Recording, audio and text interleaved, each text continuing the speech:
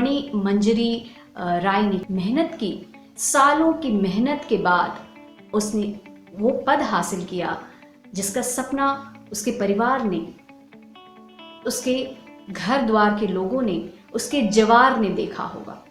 2 करोड़ का टेंडर था जिसको लेकर की सारी ये रस्साकशी चल रही थी। महिला आयोग 3 दिन से सोया हुआ क्यों है, स्वतः संज्ञान इस आत्महत्या का क्यों नहीं ले रहा है। हम जो टैक्स पेयर्स हैं, जनरली हम जो मिडिल क्लास के लोग हैं, सवाल तो हमें करना ही पड़ेगा और करना ही चाहिए।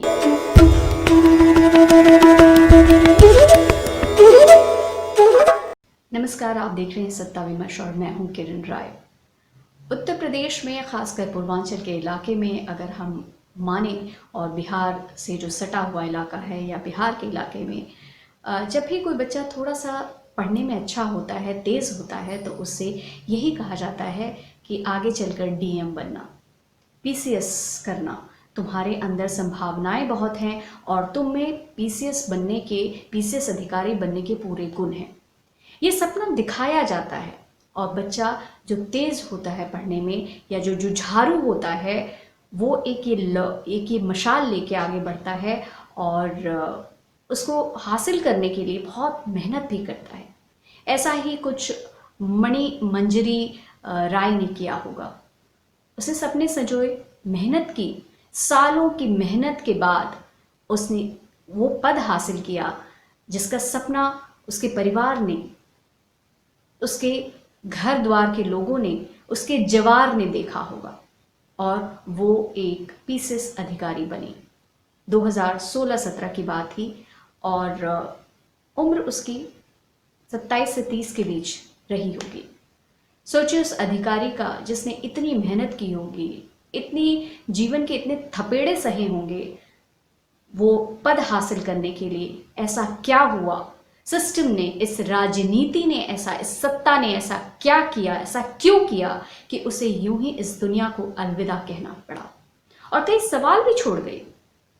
हम जो टैक्स पेयर्स हैं, जनरली हम जो मिडिल क्लास के लोग हैं, सवाल तो हमें करना ही पड़ेगा और करना ही चाहिए, क्योंकि हम टैक्स पेयर्स के पैसे से ही जो ये अधिकारी होते हैं या सरकार के जो मशीनरी होती है वो काम करती है, जो सैलरी मिलती है वो टैक्स पेयर्स की वजह से ही एम्प्लॉयज़ को सैलरी मिलती है।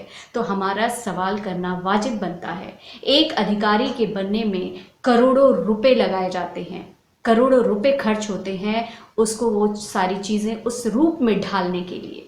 और आज जब वो एक अधिकारी इस दुनिया से कूच करता है, इस दुनिया को अलविदा कहता है, तो सवाल हमारे दिल में, हमारे दिमाग में कौंधते हैं और कौंधने चाहिए कि सिस्टम ऐसा क्यों है, ये पॉलिटिक्स ऐसी क्यों है, ये सत्ता ऐसी क्यों है। मैं मणि मंजरी राय की बात कर रही हूँ, जो अधिशासी अधिकारी थी, मतलब ईओ थी नगर पंचायत में, मनियर नगर पंचायत में अधिकारी थी।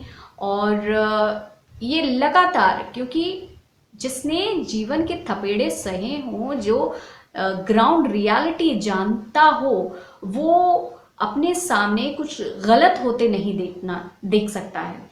और कहा जा रहा है कि उन्होंने सुसाइड नोट अपना दिया है, उसमें उन्होंने ये चीज़ मेंशन किया है कि उनको ज़बरदस्ती रणनीति के तहत फंसाया जा रहा है। उनको फंसाने वाले कौन थे? और इसकी तरफ जब और पड़ताल की जा रही है, जो बलिया से निकल के बातें आ रही हैं, जो मीडिया में छपी है, नवभारत टाइम्स में मैं यहाँ जिक्र करूँगी, उसमें खबर आई है, उसके मुताबिक 2 करोड़ का टेंडर था जिसको लेकर की सारी ये रस्साकशी चल रही थी।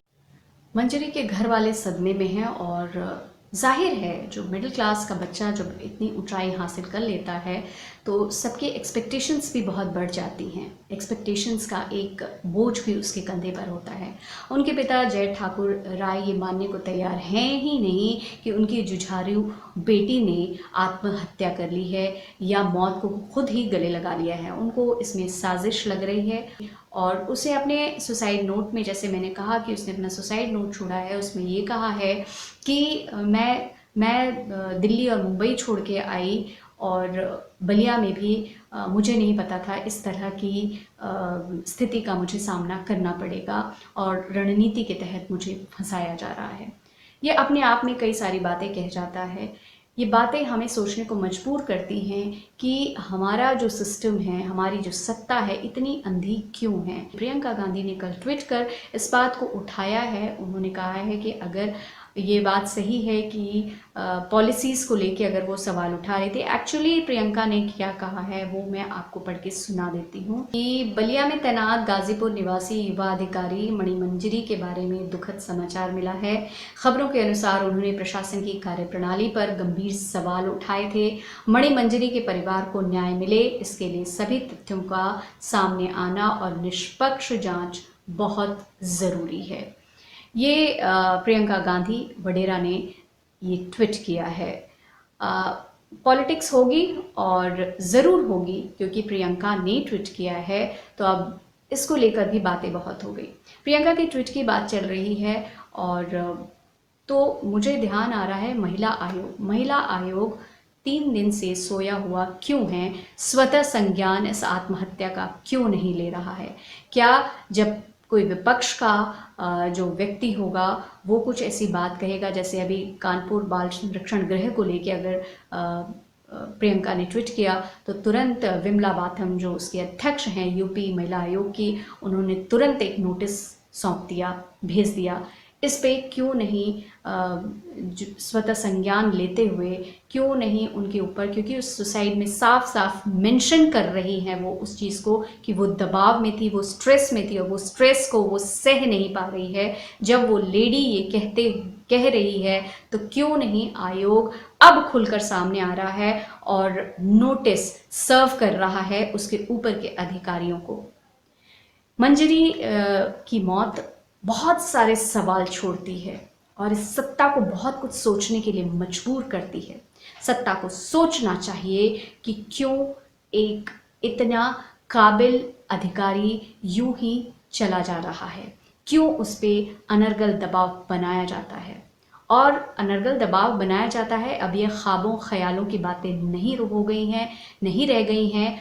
अब ये जो है विकास की हम बात करते हैं, विकास के साथ कम्युनिकेशन इतना बढ़ा है कि अब आप उस कम्युनिकेशन को अब वो प्लेटफॉर्म पे है, सोशल प्लेटफॉर्म पे है, लोग अपने अपने तरीके से इसको गढ़ रहे हैं, इसकी व्याख्या कर रहे हैं। तो सरकार को अगर ये कुछ गलत हो रहा है तो इसको भी लेकर सरकार को सामने आना चाहिए कि हाँ, ये जो जिस तरह की बातें फैल रही हैं, जिस तरह से इसको प्रेजेंट किया जा रहा है वो भी गलत है। लेकिन इस वक्त सरकार मुंह पे फिंगर ऑन द लिप्स जैसे बच्चों के लिए कहा जाता है, उस तरह 3 दिन हो गए हैं लेकिन इस तरह का कोई भी बयान हमें देखने सुनने को नहीं मिल रहा है।